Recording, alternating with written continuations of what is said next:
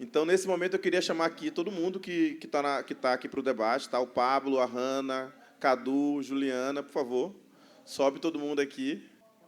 Aqui a gente vai ter uma conversa, na verdade, né? Não é nada tão extenso, mas a gente está no mês da celebração do debate sobre a consciência negra, né? Estamos na semana especificamente, né, da consciência negra. Então, para a gente é muito importante, muito significativo trazer essa mostra de curta para cá, né, a partir do Centro Cultural Vale Maranhão, que em nenhum momento, desde quando a proposta chegou na mesa, recusou, em nenhum momento pensou em não fazer. Na verdade, todo o momento, toda a conversa foi da potência que isso poderia ser e da importância de fazer esse deslocamento dessa programação de lá do centro para cá, para a comunidade, né? Então, assim, para a gente é um prazer imenso. E para mim ainda mais, né, Ju? Porque sendo filho desse território, né, ter nascido e criado aqui dentro desse território, para mim é muito grande o prazer de estar aqui entre amigos, com pessoas que eu conheço aqui desde a infância, com amigos que eu enfim, encontro, tias, primos, tudo que está por aqui, que é do nosso território. Então, é um prazer muito grande estar aqui com vocês. E um prazer muito grande dividir esse espaço com essas pessoas maravilhosas que compõem todo esse cenário aqui, que está por trás desse pensamento, desses filmes que apresentaram, né? A gente tem um filme, gente, que não é de São Luís, produzido em Fortaleza, que é o filme da escola sobre o cabelo. A gente entendeu que, nesse contexto, era interessante trazer o filme para cá, né? Ainda que não fosse um filme produzido no Estado, mas que era um curta dentro de uma escola, né? Dentro de uma escola que tem uma discussão muito interessante sobre arte e educação e que talvez fosse interessante compor essa programação junto com os filmes daqui do Estado. Então, assim, dito isto, quero, né, passar a palavra para vocês se apresentarem e aí a gente depois conversa um pouco mais sobre cada processo, a importância disso e como é que a gente tentou construir essas narrativas pensando no nosso povo, no nosso território. Boa noite, eu sou a Hanna, eu sou graduanda em comunicação pela UFMA. Foi uma honra assim, dividir esse trabalho com a Juliana, né, que depois a gente vai falar um pouco mais, né, sobre o trabalho, mas que a gente já tem essa parceria há muitos aninhos, assim, eu já conheço as minhas da Casa das Pretas há muitos anos, assim, com essa amizade. E é uma honra estar aqui. Sempre é bom estar no Coroadinho. Boa noite. Eu sou o Cadu Marques e eu estou representando a nossa festa Já Vai Começar. E para mim é uma felicidade também estar aqui pela segunda vez, né? Estar nesse espaço que é um espaço que acolhe, que abraça. Agradeço, inclusive, toda a galera que faz esse espaço ser o que ele é, né? Essa casa é incrível, assim. E aí é isso, né? A nossa festa já vai começar. É um filme que é produzido pela Bicho d'Água Filmes, que conta um pouco da minha comunidade, que foi, para mim, é muito importante ter esse filme no mundo, né? Ter as pessoas conhecendo um pouco dessa história, que é uma história também que parte da minha territorialidade, do quilombo que eu habito. E eu acho que no decorrer desse momento a gente vai falar um pouco mais sobre isso. Mas eu sou o Cadu, eu sou graduando de licenciatura em teatro pela UFMA, sou fotógrafo, estou no processo de realização audiovisual, enfim. Estou em várias linguagens que habitam em mim, linguagens artísticas, né, que me afetam e que, a partir delas, eu também busco afetar os outros. Né, e o audiovisual é esse espaço também. Oi, gente, eu sou Ju do Coroadinho, Juliana, me conhece a grande maioria de vocês. Sou fundadora da Casa das Pretas, né? Fundadora do coletivo de mulheres negras da periferia, mas não sozinha, toda uma equipe aqui, né, que dirige essa casa, que fundou, né? 10 mulheres pariram essa casa, né? A gente pariu esse sonho, que é um sonho preto. Eu estou muito emocionada. Difícil deixar flor aqui. Mas é isso, né? Um cinema preto, acesso a essa cultura, ter uma casa que acolhe e da gente também conseguir se ver. E eu acho que, por muito tempo, a gente não teve espaços, a gente teve nossa história contada errada, a gente não teve memória. Me emociona muito Tia Flor, o documentário, porque Tia Flor viveu no mesmo tempo da minha avó. E eu não consegui fazer isso, né? Guardar a memória dela.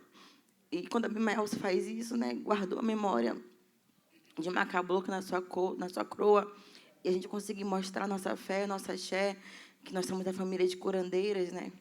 E conseguir trazer isso com muito respeito, é algo que a gente tenta fazer todos os dias, né? Manter a nossa memória viva. Eu acho que, para além da gente ser um povo preto que luta, que é altamente consciente, a gente ainda luta contra o racismo todos os dias.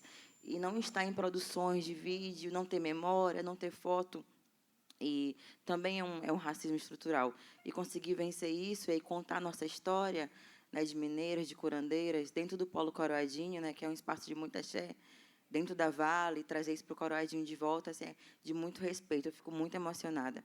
Então, muito obrigada também, gente. Eu sou chorona mesmo.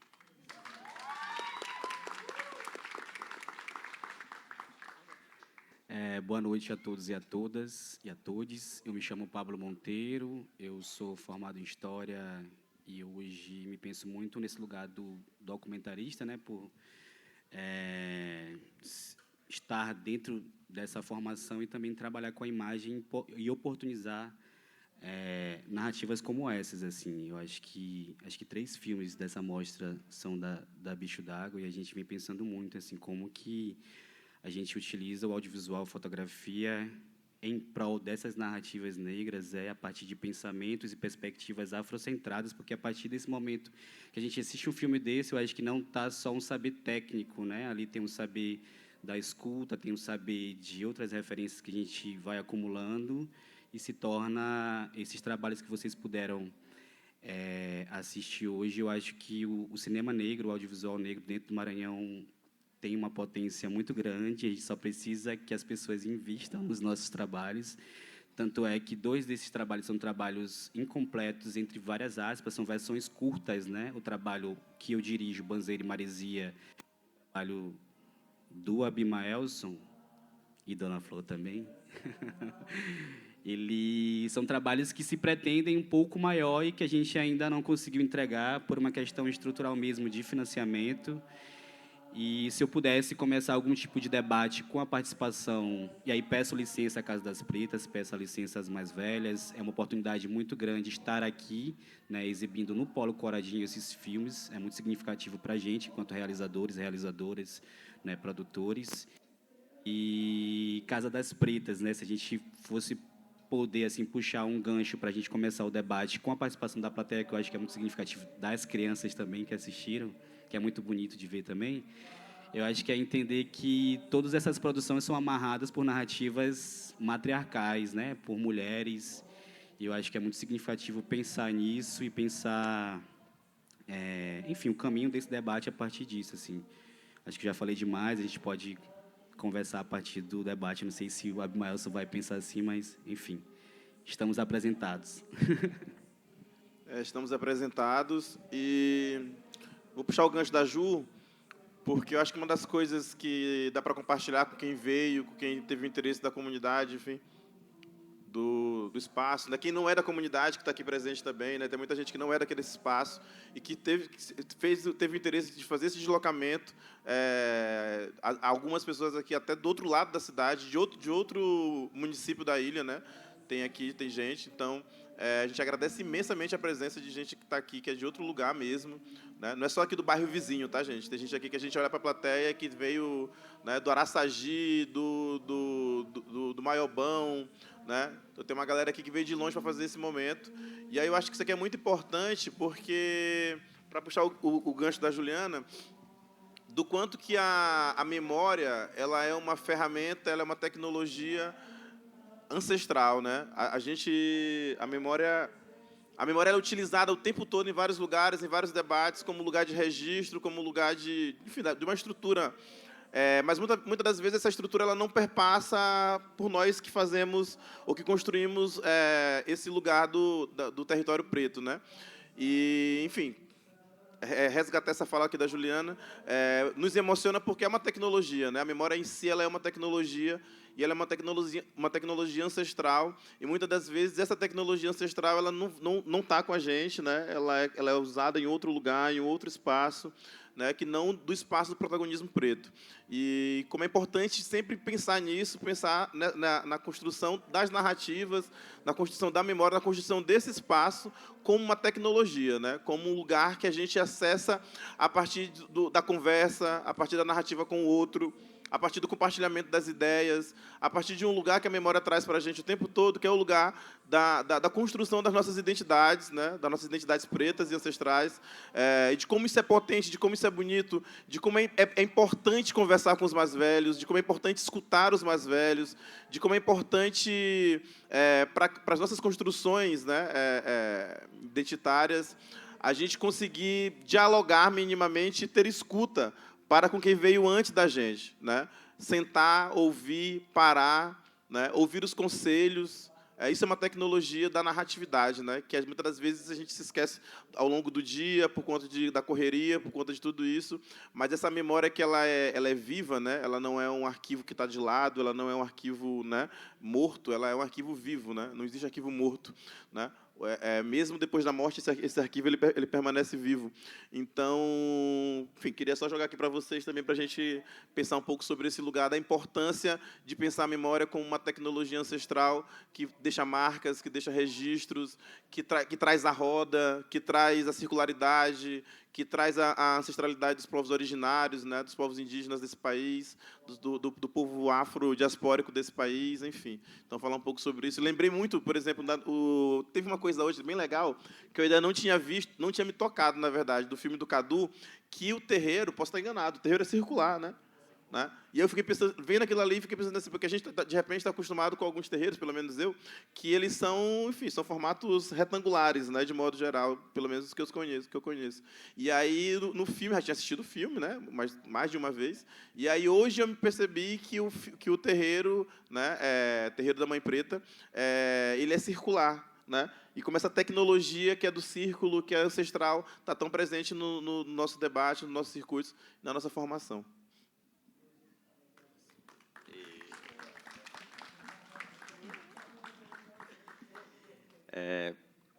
Pensar esse lugar da memória, na real, para mim é muito importante, né? Porque também o filme surge daí, né? Quando a minha entrada na universidade é tudo na minha vida, assim. É tudo não, mas é muita coisa na minha trajetória, assim. Na minha entrada na universidade é o espaço que eu tive para o meu entendimento enquanto pessoa preta, enquanto pessoa quilombola.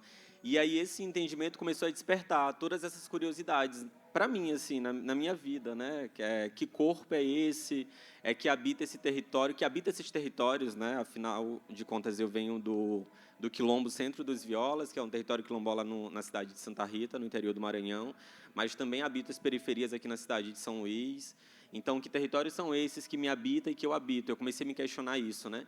E aí, a partir desses entendimentos, eu comecei a buscar também essas trajetórias que compõem a minha caminhada e a caminhada dos que vieram antes de mim, né? E a partir daí eu comecei a entender também esse lugar da arte, quer seja a escrita, a fotografia, o audiovisual, como possibilidade de materializar essas memórias do meu povo. Eu comecei a descobrir as histórias do meu povo, comecei a abraçar essas histórias, também fui acolhido por elas, né? Eu tenho a sorte, o prazer, a felicidade de ainda ter a minha bisavó viva, e de ter diálogo com ela, e de ouvir ela, e dela compartilhar muitas coisas comigo. E aí tudo isso ficava muito presente em mim, mas eu tinha o desejo de conseguir materializar, né? Entendendo a importância de ter essas memórias ainda vivas, né? E entendendo também essa circularidade da vida, né? E os momentos, enfim. E aí, a partir daí, começa esse processo meu mesmo de ir atrás desses lugares e de começar a pensar esses caminhos artísticos como forma de materializar essas histórias, né? E aí o filme vai por aí, né? Para além de materializar essa história, afinal de contas, é a história do meu território, é a história do meu povo. A comunidade Centro dos Violas leva esse nome de batismo a partir de uma família, que é a minha família, que faz esse território assim acontecer, né? Então isso para mim era muito importante, entender que dentro desse espaço todo mundo se conhece, todo mundo é família, enfim, todo mundo tem a sua intimidade, tem as suas questões. Então tudo isso para mim era era algo que eu queria entender, que eu queria sentir mais presente, e o audiovisual foi uma possibilidade, eu acho que uma possibilidade assim talvez mais potente, eu diria, né? Aí, a partir do audiovisual, eu tenho seguido para outras linguagens artísticas, mas o audiovisual talvez tenha sido esse espaço primeiro também, de conseguir porque é isso, né? Possibilita para a gente a imagem, o vídeo, o áudio, né? E aí vai gerando outras narrativas, vai chegando na gente de outra forma. E aí, nesse intervalo de tempo antes disso, eu conheci a palavra afeto, e essa palavra, desde que eu conheci, não saiu mais da minha boca, da minha vida, de mim, assim. Comecei a entender essas afetividades mesmo, a partir desse lugar da família, né? Eu fui criado numa família que a gente não teve... A gente tinha demonstrações de afetos, mas esses afetos não eram verbalizados, assim, esses sentimentos. Não tinha essa questão da minha mãe virar para mim e falar que me amava, ou vice-versa, né? Mas a gente sentia isso de outras formas, obviamente. Claro que isso vem de uma estrutura racista, que tenta oprimir a gente, que tenta apagar os nossos sentimentos, as nossas afetividades, são outras questões, né? Mas dentro desse espaço e a partir desses entendimentos, eu também fui essa pessoa que comecei a pautar a afetividade dentro da minha família e de verbalizar para minha mãe, para minha bisavó, eu te amo. E aí hoje, isso para mim é muito forte, assim, porque teve um momento específico que eu cheguei na casa da minha avó depois do aniversário dela. No aniversário dela eu abracei, parabenizei, falei que amava, coisa que nunca tinha acontecido. E aí depois, eu lembro que uma semana depois eu voltei na casa da minha avó, e aí eu acho que ela estava com aquele sentimento de que ela não verbalizou para mim que me amava. Eu acho que esse sentimento ficou nela durante a semana. E quando eu voltei para a casa dela na semana seguinte, na hora que eu cheguei na casa dela, a primeira coisa que ela fez foi, com uma pressa, correr para me abraçar e falar que me amava. Então, isso para mim foi muito forte, assim, sabe? De entender esse lugar dos nossos sentimentos, e por muitas vezes até isso nos foi negado, que é algo tão singelo, é algo tão nosso, e que a partir desse espaço de me entender enquanto essa pessoa que habita esses lugares, foi importante também de conseguir pautar esses lugares de sentimentos dentro do meu núcleo familiar mesmo, assim, e de começar a provocar esses sentimentos que já compõem a gente, que já faz parte da gente, mas parece que não... A gente não tem que falar, sabe? A gente não tem que mostrar, não tem que verbalizar. E aí hoje eu tenho a sorte de ter esses afetos mais presentes. Então eu acho que talvez por isso essa palavra também é muito presente na minha boca e na minha vida, assim. E é muito massa porque a escrita também é um lugar, né, na minha vida. E a partir da escrita a gente também chega nesse trabalho, assim. E aí eu sempre tive um rolê com a escrita, de que eu sempre escrevi desde o meu ensino médio, mas eu sempre escrevi para mim. Sempre guardei os meus escritos, assim. E eu sempre gosto de resgatar esses escritos depois de um tempo, assim, depois de meses, às vezes anos. E aí, às vezes, quando eu resgato essas escritas, eu me emociono, eu me vejo ali, afinal de contas, são as minhas experiências, as minhas vivências, e elas me afetam de alguma forma. E aí me parece que é nesse momento que eu sinto o desejo de compartilhar com alguém. Porque me parece que, se me afeta, possivelmente vai afetar alguém de alguma forma.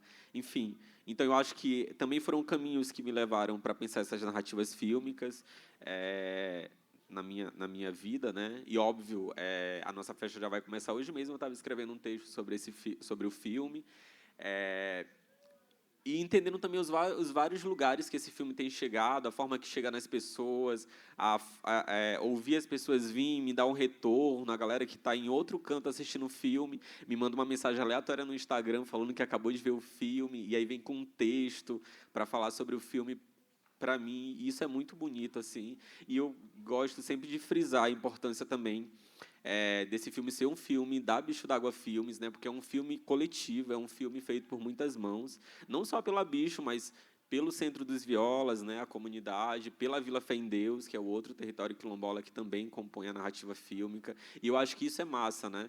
É a partir desse espaço que a Bicho d'Água se propõe, né, de evidenciar essas narrativas, como o Pablo já colocou, mas como também esse espaço coletivo, que é um espaço nosso, e, sobretudo, a partir desses territórios, né, desses povos originários, comunidades tradicionais, a gente sabe que a coletividade é uma coisa primeira, assim, desses territórios. Então, eu acho que tudo isso vai se reverberando, né, nas nossas produções, na forma que a gente constrói, quando a gente habita esses espaços ali, quer seja por 1, 2 semanas, para contar essas histórias junto com essa galera, assim. Eu acho que tudo isso é importante de ser trazido e de ser falado, né?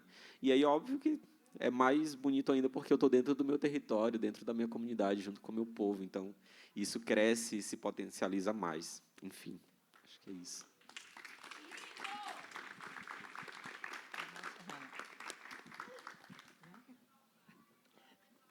Então, o trabalho que a gente fez, né, Na verdade, era um registro do projeto A Favela Tá no Clima, né, que se tratou de um projeto que trouxe aqui na Casa das Pretas oficinas, depois a Juliana pode explicar melhor, formações em relação às mudanças climáticas, ao racismo ambiental, né, e de trazer para a galera aqui do Coroadinho, para os moradores do Coroadinho, esse lugar de pertencimento, de observar essas questões que afetam muito mais, né, ao povo. Então, foi uma honra, né, participar junto com a Ju. A Juliana me chamou. A gente teve pouquíssimo tempo, né, para fazer essas filmagens, mas é bom voltar aqui pro Coroadinho, né, ter essa vivência, ter essa amizade. E fica muito mais fácil falar quando se vive, né, quando se está, quando se tem um vínculo, né. Então, poder registrar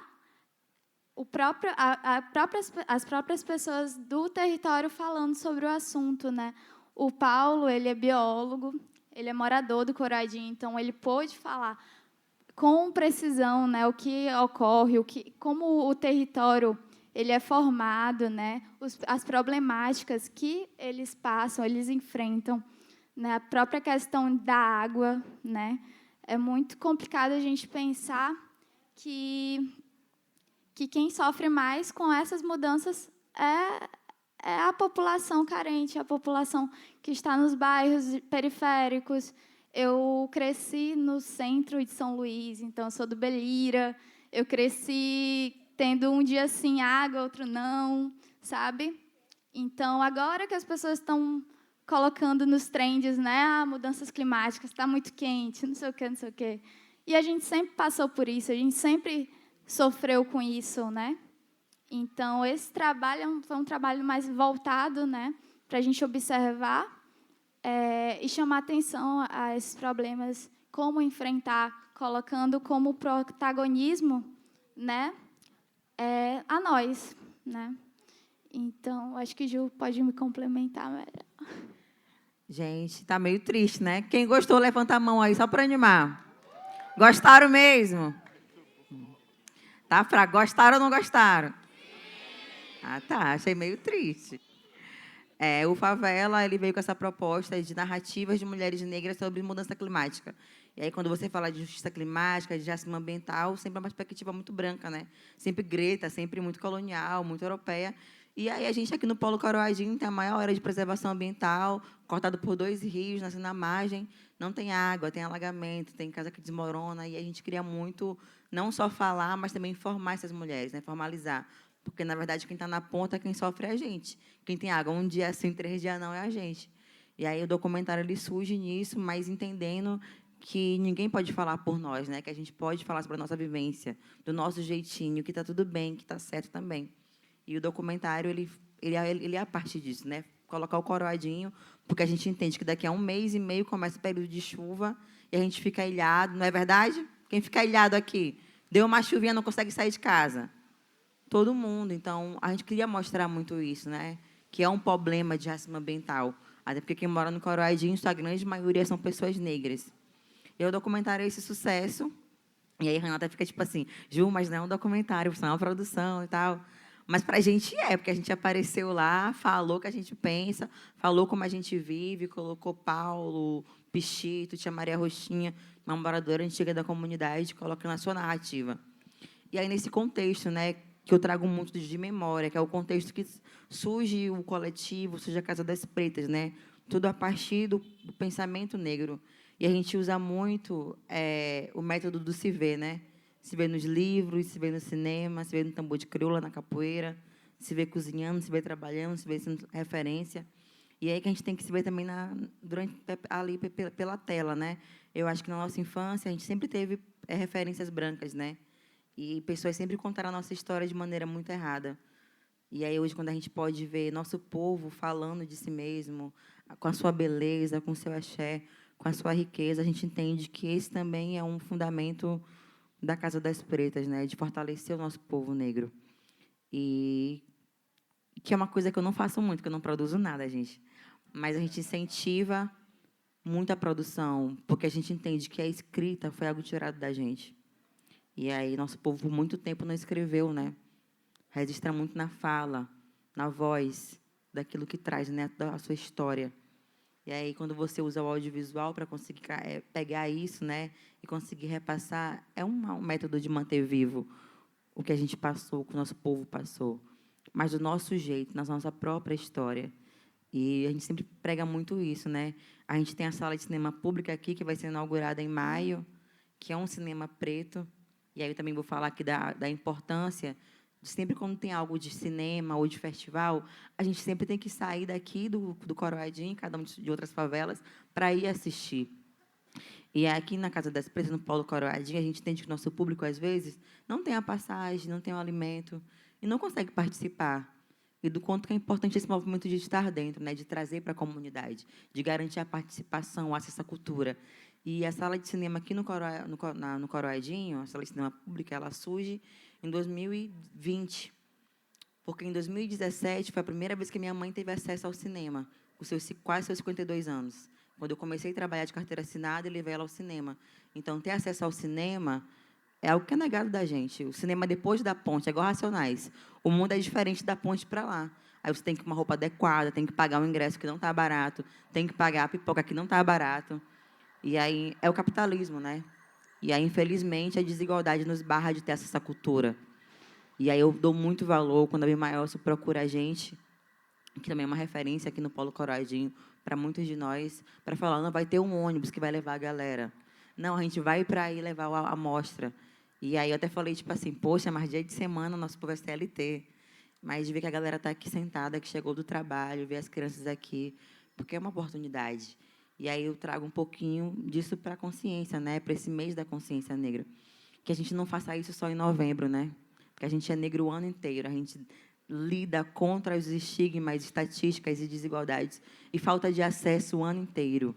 E quando a Bimaelso, o Cadu, Hanna, o Pablo chegam desse outro lado, de serem referências, não, acho que para além da gente, porque para a gente já é, né? Já entende como referência, mas para dentro da Vale, a gente entende que o nosso povo está chegando de alguma forma, sabe? De fazer as coisas, de deixar de andar tanto pelo caminho das pedras, mas de estar lá para abrir caminho, porque a outra concepção que eu entendo é que o mundo ele só gira diferente quando um de nós chega, porque nós somos quilombolas, né? Nós somos ancestrais, então um de nós tem que ir fazendo caminho para chegar lá no quilombo e trazer o restante. Então isso é muito importante. Eu acho que a Bimaelso tem feito muito isso com a gente, e a Casa das Presas tem feito muito isso, né? Esse papel de abrir caminho, de falar, ó, vem por aqui, é por aqui, de guardar a memória, de mostrar a nossa vivência, a nossa narrativa, de não ter medo de falar do nosso axé, da nossa fé. E foi uma coisa que eu vi aqui, né, nesse documentário, né, com a tia Flor, que cantando ali, né, quantas das vezes a gente saia do terreiro, né, mineiras e curandeiras e mães de santo, mãe pequena com a roupa para se vestir lá dentro, né, e muitas das vezes fazendo zoada mais baixo, né, toda uma luta também contra o racismo religioso que a gente ainda passa, né, e do quanto que é importante ter isso registrado e dizer que a gente tem orgulho de falar de taquariana, porque é nossa vivência, nosso axé, é falar da gente. E a gente fala uma frase muito clichê, que é, tipo, nada de nós sem nós. E parece ser muito clichê, mas é sobre isso mesmo. Sobre isso mesmo. Porque se for contar uma história, se eu fosse alguém branco contando a sua história, não ia dar certo. Porque não é só mostrar, não é só filmar. É pegar esse axé, porque tem muito axé nesse conteúdo, né? No do Cadu também. Quando a gente vê, né, a galera cantando, vê os terreiros, a gente sabe que a gente não está ali sozinho, né? Que Taquarana deve estar por aqui em algum lugar, vendo que a gente está assistindo ela. E a história sendo contada com muito orgulho. E o quanto que é importante reforçar, né? Que a gente produza conteúdos pretos, periféricos, que a gente produza conteúdos de axé, que a gente possa estar do outro lado também na produção, que a gente possa se enxergar. Até porque a gente está em São Luís do Maranhão. Eu ainda fico muito em choque quando tem festivais, quando tem mostras de cinema, e a gente vê uma grande maioria de produtoras brancas ganhando dinheiro em cima da nossa história. Porque a gente sabe que, para além disso, a gente está aqui todo dia, né, com o pé no chão. E é bem diferente. Acho que é um pouco sobre isso também.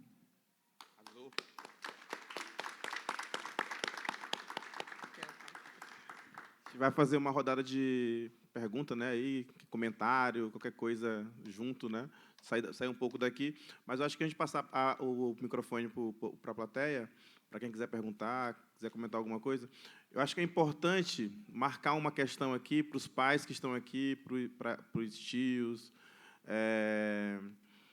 A gente tem um complexo cultural muito grande. Então, assim, quando seu filho, quando seu sobrinho, quando alguém da sua família quiser fazer arte, deixe fazer, né? Quiser fazer uma oficina de teatro, se o menino quiser fazer balé, se quiser entrar na capoeira, se quiser aprender a tocar tambor de crioula, se quiser, enfim, se quiser entrar na música. Muitas das vezes a gente é colocado num lugar que isso não é para a gente, né? Ah, isso é arte, isso aí não é para, né, não dá, tem que ir trabalhar. Claro, tem que trabalhar, tem que correr, né, tem que estar no corre o tempo todo, tem que estudar, tem que fazer tudo isso. Mas muitas das vezes esse lugar, que é um lugar muito bonito e de pertencimento, que é nosso, que é do fazer cultural, nos é negado, né? E como isso chega muitas das vezes nas nossas estruturas familiares, não porque a mãe, o pai, o tio, enfim, quem está lá, que é o irmão mais velho, queira reproduzir isso, né? Muitas vezes chega, na verdade, como um campo de preocupação. Ah, como é que você vai sobreviver se você faz arte? Então, acho que é importante também a gente fazendo esse circuito, trazendo para cá, enfim, para o nosso território, dizer o quanto é importante, o quanto é necessário para que essas narrativas elas aconteçam. Elas não podem ser mortas lá na base, né? Quando seu sobrinho, a sua filha, enfim, quando a criança de casa, o adolescente, o idoso de casa, não importa a idade, botar na cabeça que quer fazer alguma coisa, eu quero pintar, eu quero tocar um instrumento, eu quero fazer teatro, eu quero fazer dança, eu quero fazer qualquer coisa artística, né? Deixa fazer, porque esse também é mais um território que nos é negado o tempo todo, né? Enfim, por uma estrutura que diz que a gente não precisa e não pode e não deve acessar esses espaços. E aqui a gente tem uma contramão disso, né? Que é uma mostra de cinema preto. A gente tem uma equipe ao redor que é preta. A gente tem profissionais que estão aqui atrás das câmeras, no som, né? na produção desse espaço, no pensamento dessa estrutura também como um todo, né? Que são pessoas pretas pensando isso. Então, a gente pode chegar em vários lugares, a gente pode ocupar vários lugares, e são lugares que, durante muito tempo, foram negados para a gente. Então, acho que é muito importante marcar essa fala, esse território, para dizer que não é segunda mão, não é segundo plano, né? Não é uma via possível, é mais uma via possível, né? É mais uma via de construção profissional, é mais uma via de construção, enfim, da vida, da nossa existência, que é o campo da arte, que é o campo da estética, que às vezes vai virar um salão de beleza, vai virar transista, vai virar, enfim, produtor cultural, vai virar qualquer outra coisa no campo da arte, né? E às vezes isso é muito mal visto, não por nossa culpa, mas por conta de tudo aquilo que a gente já passou, né? Até chegar aqui. Então, é muito importante que vocês entendam também, junto com a gente, a importância da arte e da cultura e do esporte, por exemplo, né? Para a formação dos que vêm logo em breve, na nova geração, e da importância deles ocuparem esses espaços, enfim, de sobrevivência, né, no primeiro momento, também, da vida, né, de ocupar o espaço, de colocar nossas crianças, nossos adolescentes em espaços de cultura, para que não estejam em outros lugares, mas também não só por isso, de entender que existe toda uma cadeia de produção, de trabalho, que é possível sim, que é viável sim, e que o retorno ele acontece sim. Então, acho que é importante falar sobre isso antes de passar a palavra para todo mundo. É isso. Alguém quer fazer um comentário, quer perguntar alguma coisa, falar alguma coisa? Porque hoje eu venho do Maiobão, mas a minha história começa no Monte Belo, entre o Monte Belo e Santa Rosa dos Pretos, que são comunidades tradicionais por onde perpassa a Estrada de Ferro Carajás, que me leva também a pesquisar hoje o racismo ambiental, e aí eu sou, mais uma vez, atravessada pelo filme das meninas. Hoje eu pesquiso o racismo ambiental a partir da perspectiva dos licenciamentos ambientais, que aparentemente regularizam a entrada de empreendimentos em territórios, que a gente sabe que, na verdade, é um processo de regularização que simplesmente permite que esses territórios sejam ocupados e invadidos de forma praticamente naturalizada, não respeitando a história desses lugares, não respeitando a voz desses povos, não respeitando toda a construção que eles fizeram nesses espaços. Eu também pesquiso hoje e trago essa construção na pesquisa porque eu acho que a academia, a partir das cotas, ela permitiu que a pessoa preta entrasse na academia, mas a voz da pessoa preta ela ainda não é completamente aceita nesse espaço acadêmico, porque muitas vezes ela é reduzida a senso comum. Então, quando a gente escreve para a academia, às vezes a gente tem que usar de uma fala branca.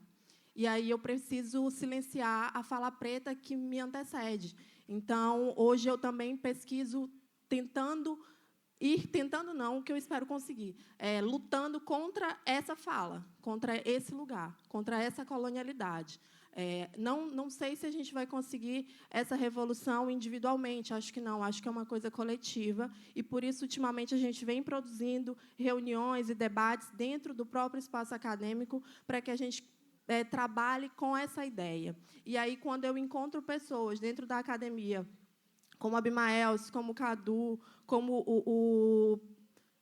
o Pablo, que eu já venho saber do Pablo através de uma outra pessoa preta que eu queria muito que estivesse aqui, que é a Sunshine, que também produz uma escrita muito boa e é das artes, me deixa muito feliz, porque eu vejo pessoas que, sim, abriram caminhos, e eu vejo as pessoas falando com orgulho dessa fé, mas não falando num sentido midiático, não falando num sentido para ganhar like ou qualquer coisa, falando com orgulho porque entende a potência dessa fala.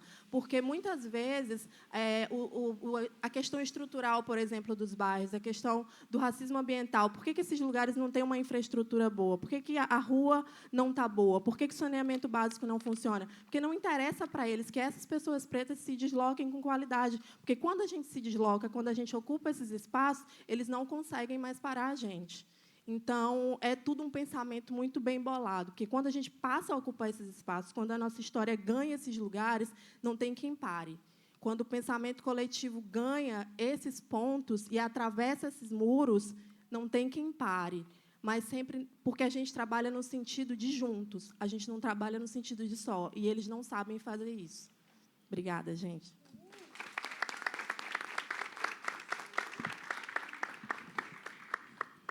Ninguém? Alguma curiosidade, alguma colocação?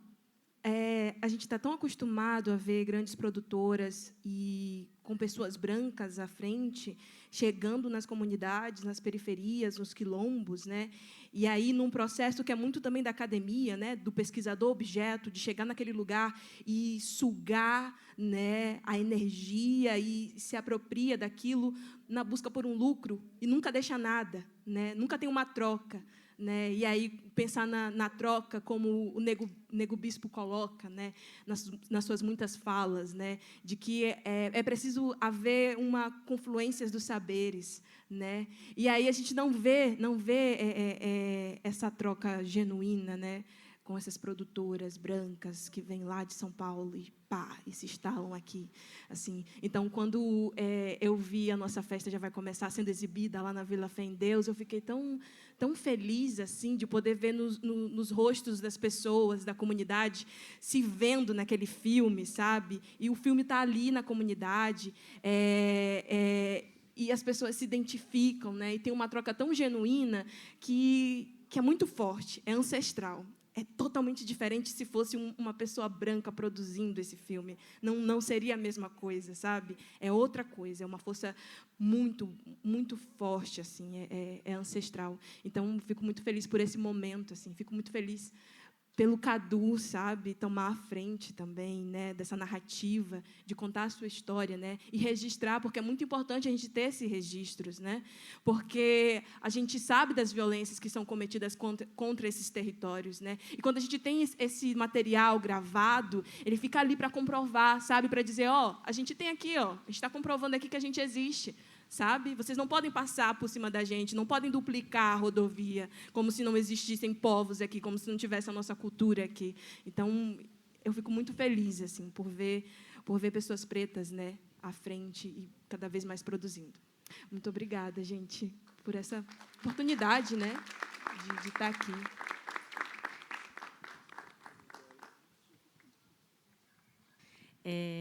Então, Então, eu queria uma curiosidade, né, também, que vocês falassem assim, o Abimaelson falou de vários saberes, né, que são trazidos dentro dos filmes, que tem a memória, tem a ancestralidade, tem a circularidade, tem a religiosidade, né? E eu percebi também a musicalidade. Então, eu queria um pouco que vocês falassem como essa musicalidade também orientou também a estrutura de um roteiro, que eu vi um pouquinho esse encaixe, esse recorte, então começa a musicalidade também orientando. Então, minha curiosidade mais é assim, porque eu acho muito difícil um curta-metragem, né, um documentário, porque o tempo é muito curto. Então, como é que isso também orientou vocês nessa definição de roteiro? Antes de mais nada, eu queria agradecer muitíssimo assim, as falas. Eu acho que a nossa festa vai começar, já foi exibida em 13 lugares, 14 festivais, né? Cadu conseguiu viajar por 2 vezes para o Distrito Federal. E eu acho que toda vez que a gente consegue alcançar esses espaços, a gente tem contribuições valiosíssimas, e as contribuições de hoje, assim, eu acho que vai reverberar na minha cabeça. Eu acho que de todos os presentes, até as crianças assim que estão ali de tabela, mas eu acho que uma palavra ou outra vai ficar na cabeça. E eu acho que é muito isso, assim, entender que a memória ela é uma tecnologia ancestral, né? E aí tem base na oralidade, apesar que a gente tem que ocupar esses espaços e entender que as tecnologias elas também são atualizadas diariamente. Então, o audiovisual é mais uma tecnologia como essa. E parece ser estranho assim fazer cinema. A gente, a primeira vez que Princesa do Meu Lugar passou no Zósimo, né, que é um super festival de cinema negro no Rio de Janeiro, e colocaram meu nome como cineasta, assim, mas meu Deus, cineasta. E a gente realmente tem esse espírito, né, um pouco meio muito vira-lata, porque não acredito que a gente, né, tem potência para chegar nesse nível de qualidade. Quando a gente percebe que isso é muito mais fácil coletivamente, né, então eu particularmente nesse momento, me sinto muito feliz por também, de alguma maneira, oportunizar essas possibilidades e ter, quanto diretor, né, as meninas dos trabalhos também, Abimaelson, que é diretor do filme, que está pensando corporalidade, está pensando teatro. Então, como que essas linguagens elas podem dialogar e a gente pode chegar num lugar assim de feitura muito bonita, assim. E, antes de mais nada, a gente, enquanto produtora, se coloca à disposição da própria casa para pensar nessas possibilidades de formação, né? Porque a gente discute muito, assim, dentro da produtora, isso. Assim, a gente, acho que tem 3, 4 anos, né, de existência, mas é tão rápido esse fazer, né, essa possibilidade de realização, que a gente já tem a responsabilidade de repassar esse conhecimento, mas a gente tem essa responsabilidade, essa consciência de repassar esse conhecimento porque a gente sabe que é difícil acessá-lo, né? E eu acho que isso não faz parte de uma mentalidade branca, né? De preservação ali, de manipulação desses espaços, né? De memória, desses espaços de conhecimento, que eu acho que vai contra a nossa ideia. Então, acho que é reconhecer que a memória ela é um mecanismo ancestral, mas que a gente cada vez mais tem, como a Rai falou, né? Eu acho que é importante a gente ter referenciais, constituir referenciais, né? Porque entender que é esse mecanismo, mas como instrumentalizado. Então, por exemplo, no processo de feitura de Taquariana, qualquer coisa que eu ia fazer, né, uma palavra ou outra, eu comunicava a Abimaelson, né? A sensibilidade de não levar essa narrativa para um outro lugar, né? Então, o resultado desses filmes faz parte dessa empatia, né? Do entendimento da própria prática religiosa, né? De questões que pessoas outras talvez não conseguiriam atingir. Então, eu acho que é por isso que a gente consegue chegar nesse resultado. E a musicalidade é mais essas tecnologias ancestrais que a gente traz em favor das nossas produções. Primeiro porque, antigamente, eu falava muito assim, com orgulho, né? Nosso trabalho é de guerrilha, a gente faz cinema de guerrilha, né? A gente só fala que é de guerrilha porque a gente acha que trabalhar com baixo custo e com ferramentas que, às vezes, não dignificam as nossas complexidades de possibilidade de realizar alguma coisa, é uma coisa de falar, não, esse filme está assim, mas é porque foi uma câmera ruim, um lapela ruim, um microfone ruim, então está justificado. Mas a gente quer fazer, e a gente quer fazer com muita qualidade. Inclusive, é uma fala muito racista, que a gente escuta muito, de que nessas políticas e discussões aí que tem de Aldir Blanc, Paulo Gustavo, não, deixa para a galera preta, para a galera negra e para a galera racializada, o documentário, porque eles só fazem documentário, e aí vocês separam 15 mil reais aí que eles conseguem fazer esse trabalho. O trabalho de cada um foi 15 mil reais. Só de premiação a gente já conseguiu mais de 15 mil reais, né? Pagou muito mais, a gente sabe que vale mais do que esse valor. E a gente não está querendo tirar onda, não, é porque existe uma potência muito grande de pensamento, de possibilidade de realização, que está no nosso fazer, a gente tem que, né, que receber por isso mesmo, assim. Então, voltando para a musicalidade, a gente não tinha, muitas das vezes, nem contato, né, de pessoas que talvez dialogassem com as nossas produções para pensar trilhas, né? Então, sempre que a gente está falando de religiosidade, a gente também pensa também as brincadeiras da cultura maranhense. A gente tem uma musicalidade que está imbuída ali, que se a gente sabe que a pessoa canta alguma coisa, a gente pede uma capela, que eu acho que soma, né, nesse processo de montagem do filme. Além de trabalhar com fotografia, eu também montei. A nossa festa vai começar, Princesa do Meu Lugar, e Banzeira e Maresia.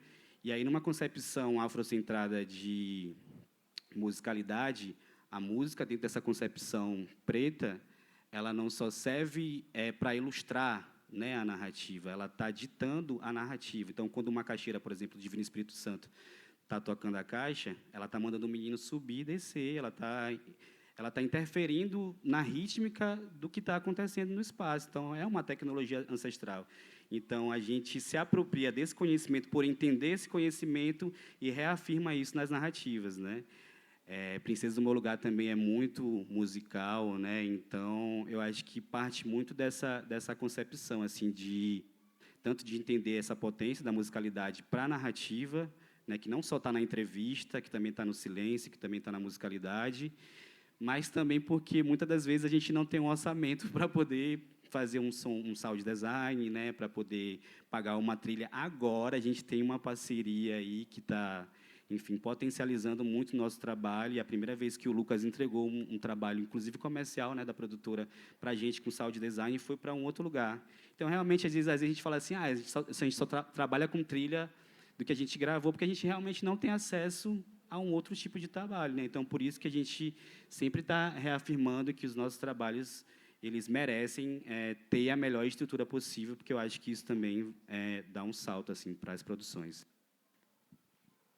Acho que também, além disso, a musicalidade, pelo menos falar aqui pelo Taquariana, as doutrinas, para quem é da mina aqui, da cura, enfim, elas trazem imagens, né? Elas compõem uma narrativa imagética. Então, quando a Taquariana canta algumas doutrinas, na verdade, quando minha avó canta, né, algumas doutrinas, não necessariamente taquariana, a gente consegue ir compondo algumas imagens a partir daquela doutrina.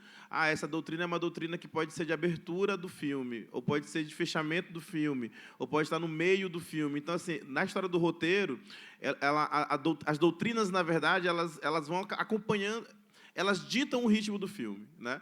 Não, o roteiro é pensado a partir do... Foi muita coisa que foi dita na entrevista, mas a gente decidiu falar sobre a festa, né? Tinha 1h30 de entrevista para um documentário de 12 minutos, por aí. E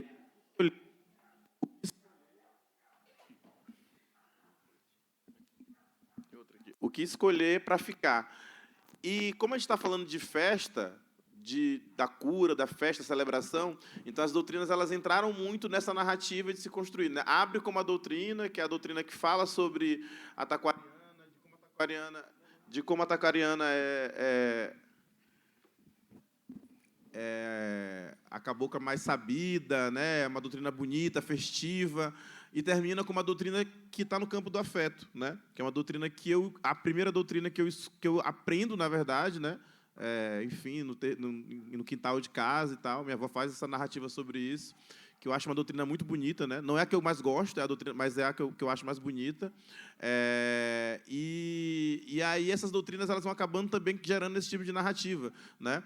Vamos começar lá em cima com a doutrina né, com essa primeira que Sou Eu, uma cabocla brasileira, vai perpassando por algumas e vamos terminar no campo de uma lógica dessa doutrina que é a lógica do afeto, do acolhimento, do encerramento, né, dessa fala mais familiar, né, Cadu? Dessa fala mais afetiva numa narrativa preta, né?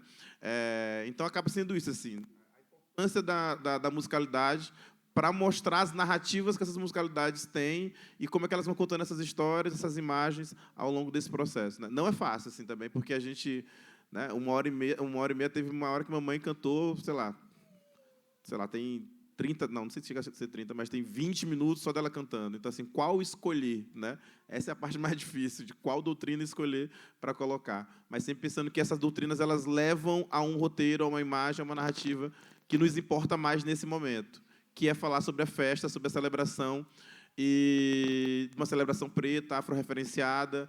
Muitas das vezes, os nossos trabalhos eles são mais solicitados a falar sobre as nossas dores, né? Os nossos lugares de batalha. É importante? É importante. Mas, quando a gente sentou para conversar também sobre isso, a gente entendeu que era importante falar sobre a beleza da festa, né? A beleza da celebração, um roteiro que fosse pensado muito menos no campo da dor, muito menos no campo da denúncia, não porque não seja importante, mas também, às vezes, é importante falar outra coisa, né? É importante mostrar para as pessoas o quanto a gente é feliz, o quanto o povo preto se reúne para passar uma madrugada festejando, né, uma cabocla, todo mundo junto ali, e quanto isso faz parte da gente, né? Não tem só guerra, não tem só tiro, não tem só morte no Polo Coroadinho, né? Tem muita felicidade, tem muita imagem bonita. Então, como é que a gente pode pensar roteiro e pensar vida, né? Pensar mais vida do que morte, pensar mais o registro das nossas alegrias do que as nossas tristezas e as nossas, né, derrotas de modo geral. Então, isso para a gente era muito importante. Por isso que no Taquariano, especificamente, essa linha temporal ela é construída com essas narrativas, com essas doutrinas, com essas musicalidades que geram essas narrativas. E eu acho que acho que são pontos diferentes, mas ainda dentro da musicalidade, acho que é um presente também quando a gente entra no processo de gravação como essa e que a musicalidade já está ali de forma natural, né? Por exemplo, na nossa festa, a gente faz o registro da capoeira. A musicalidade já faz parte da capoeira. O próprio Cadu fala que ele mesmo ressalta a importância da musicalidade, né? E aí também pensa as pedagogias a partir da musicalidade no processo de ensino ali. Então, acho que as coisas também vão se encontrando, né, nesse processo. Mas uma fala que o Abimaelson teve agora, que também é algo que muito me interessa, inclusive, nesse processo meu dentro das artes, é esse outro lugar também, né? Porque, claro, quando eu começo a pensar sobre isso, existe uma relevância muito grande dentro desse lugar de mostrar esse lado do racismo que oprime, que nos apaga, que tenta nos matar, que quer sempre, enfim, violentar nossos corpos de toda forma possível. E a gente sabe disso, isso está escancarado, mas a gente precisa sempre falar sobre isso. E aí tem o lugar da poesia marginal, né, dessa escrita, que também é uma escrita muito potente.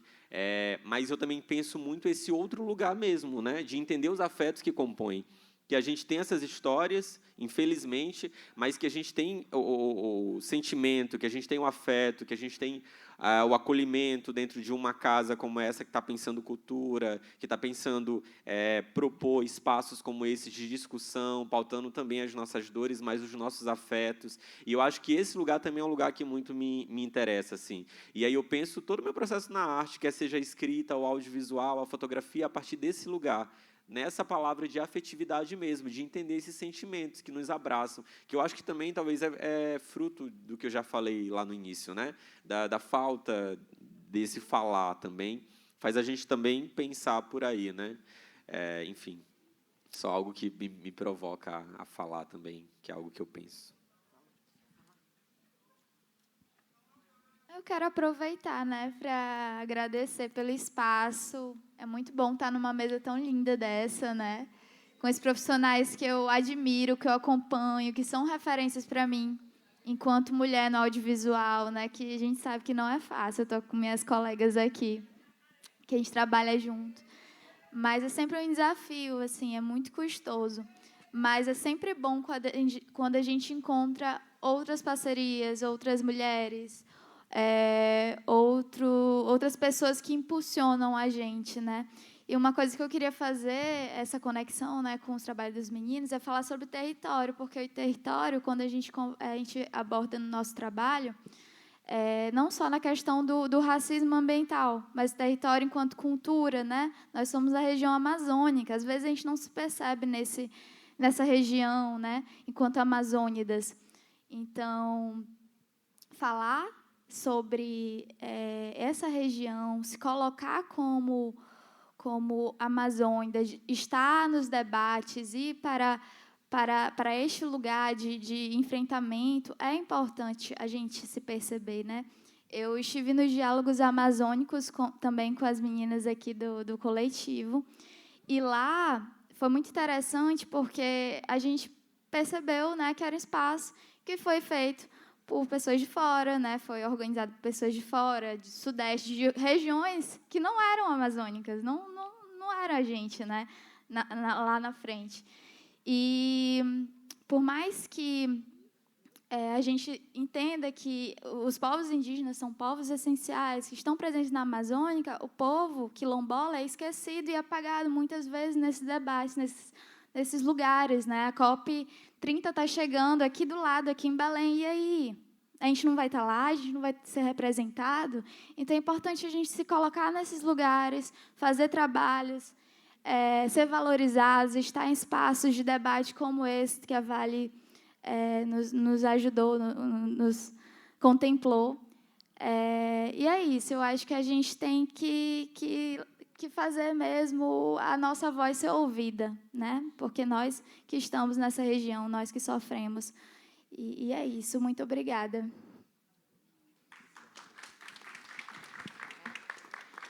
Eu acho também que é uma consequência. Quando você fala de povo preto, quando você quer produzir pessoas negras e mostrar isso no audiovisual, a gente entende, consequentemente, que nós somos pessoas que ginga, que dança, que canta, dança em roda, que salva o tambor, que salva o santo, que faz a capoeira, que mexe o corpo. Então, consequentemente, a dança faz parte da nossa vivência, né, enquanto povo preto. Então, não tem como não ter musicalidade, não tem como não ter gesto, como ter movimento. É muito natural nossas avós cantar, rezar, salvar. Então, isso é muito cotidiano, é muito natural, né? É muito nosso. Eu acho que, às vezes, a gente só não compreende porque, por muito tempo, foi mostrado diferente. E a gente pensa que a gente está meio que se adequando a mostrar a dança, o ritmo, né? O axé. Mas é algo que já está na gente há muito tempo, né? Queria só concluir, agradecer, né, todo mundo que está aqui, essas referências, a minha comunidade, a Casa das Pretas. Sigam o Coletivo de Mulheres Negras. A gente está aberto de segunda a sexta, com tambor de crioula, com capoeira, com a cozinha, com o cinema, com as aulas, com os cursos. A gente tenta fazer daqui um espaço de quilombo, de afeto, de acolhimento. E agradecer a Vale, a todo mundo que está aqui produzindo, que chegou cedinho, a Abimael, a Pablo, Cadu, a Hanna, todo mundo que está aqui nesse quintal, né, que é um quintal ancestral, um quintal de preto velho, um quintal que salva, sete saia. É um quintal nosso, né? Um quintal de axé. E avisar que sexta-feira o nosso tambor de crioula, Filhas de São Benedito, estará na Vale, a partir das 19 horas. Teremos um ônibus saindo daqui da Casa das Pretas, a partir das 5h30, colocando meia hora antes, porque meu povo é um povo que se atrasa, que eu conheço meu povo. E é isso, a gente agradecer, né? Espero que vocês tenham gostado, que a gente possa estar em roda, assistindo, conversando, se afetuando e conhecendo as nossas culturas, entendendo que a gente é amplo, que a gente é muito bonito e, sobretudo, que a gente é um povo que está vivo, de pé, de mãos em punhos, sempre em luta. Obrigada.